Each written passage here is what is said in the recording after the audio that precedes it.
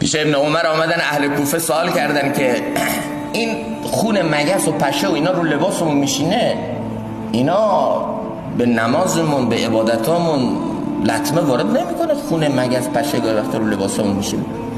حضرت عبدالله ابن عمر رضی الله تعالی عنهما گفت نالایق‌ها، کوفی‌ها، بی‌وفاها، ادعای محبت حسین کردید، دم دوستی حسین زدید، حسین رو به کربلا کشوندید، اونجا حسین خون حسین رو ریختید، سوال نکردید این جایزه یا ناجایز. حالا از خون پشه و مگس سوال میکنید.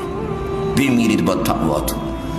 چه تقواییه که خون پشه مگس رو لباس اذیتتون میکنه؟ خون نوه رحمت للعالمین رو با بی‌وفایی هاتون، با قداری هاتون، با ادعاهای دروغین و محبتتون تو کربلا ریختید که غیرت هم شما رو نگزید، عین خیالتون هم نشد.